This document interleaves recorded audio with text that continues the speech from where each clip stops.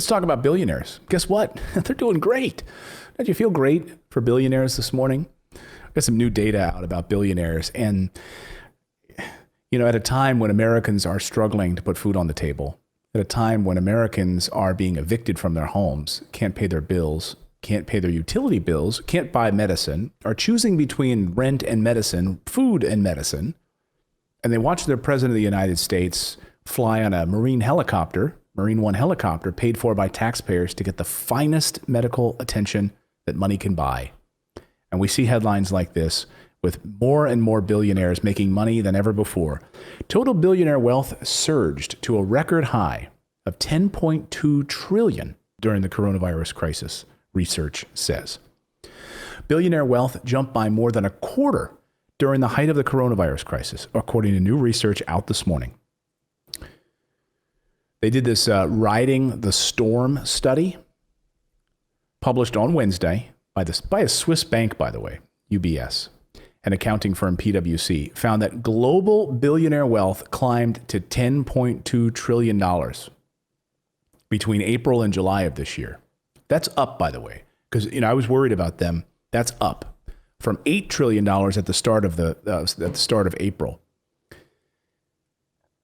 And look at this. This is amazing. This number just stands out to me. Between April 7th and July 31st of this year, the report found that billionaires across every industry saw their wealth increase by double digits, with those in the industrial, technology, and healthcare sectors recording growth of between 36% and 44%.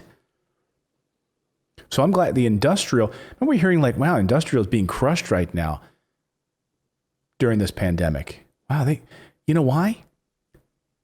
Because when you lay off a lot of people, guess what happens? You start doing better, right? Technology, Apple, Google, Facebook, crushing it. Now, in their defense, they actually hired more people. Apple hired thousands of people during the crisis. Google let people work remotely and is hiring, opening new offices. So I know Democrats are looking to break up big tech, and they held that hearing yesterday, which we could go in a whole segment on that and my thoughts on that. But looking at those companies right now, they did super great during the crisis. And of course, healthcare. So during a pandemic, wow, these companies did really well.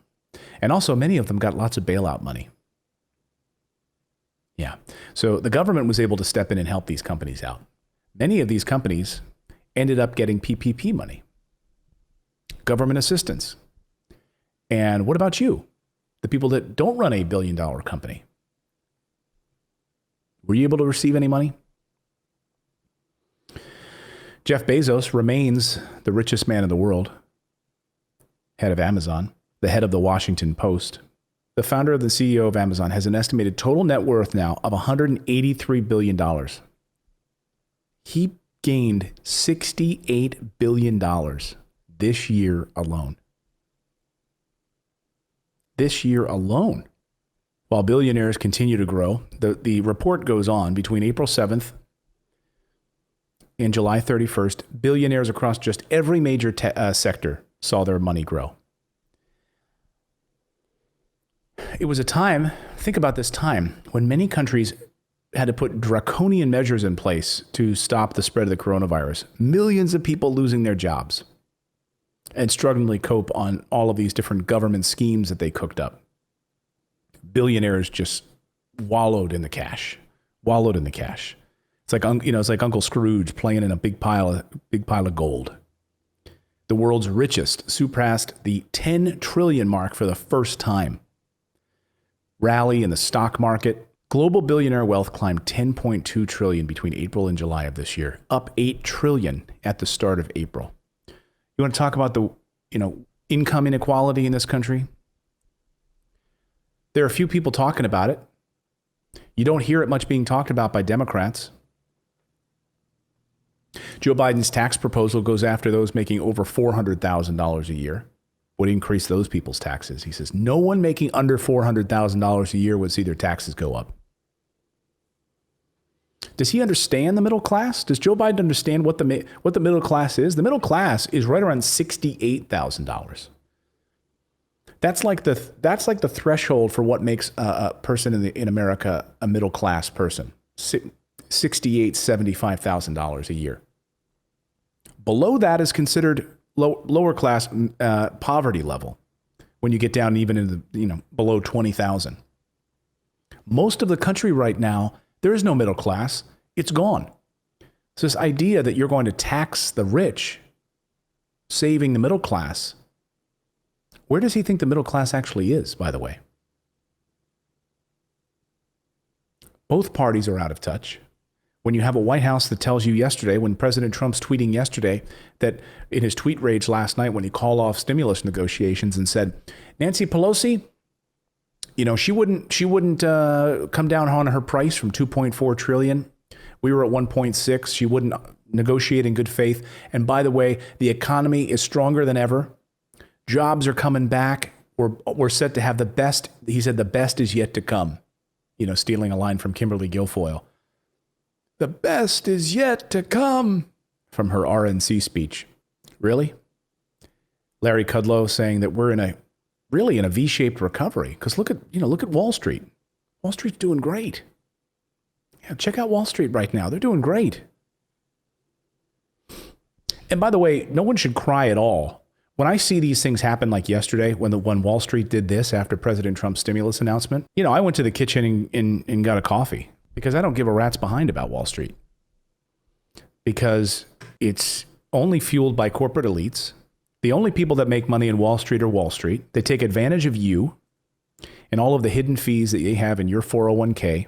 President Trump loves to get up there and talk about how the stock market equals the 401k. That when the stock market is up, that means it's good for you. Until it's not. And even then, he's out of touch. Because the only people that really make money in the stock market are those day traders that sit there with 30 computer monitors in their face and they're doing millisecond trades. And sure, you might make, a little bit of growth over the number of years if you keep it in some, mutual funds that don't do much. That's not investing. That's making Wall Street wealthy. Those guys are doing millisecond trades. So yesterday when the stock market tanked, those guys made a lot of money. Don't feel bad for them at all. These guys, when the stock market went down like this yesterday, these guys, they bought. They're making money. Don't feel bad for them at all. But who I do feel bad for are the American people that are being shafted left and right because they don't have access to the same things that this government does, that the wealthiest in our country have access to. Healthcare, a safety net to support them, worrying about being able to put food on their table during a pandemic, and billionaires are just doing great. I mean, when I saw this, I couldn't believe. I could believe it. How many of you are sitting there scratching your head right now when you see something like this? Total billionaire wealth surges to a record high of 2.10 trillion.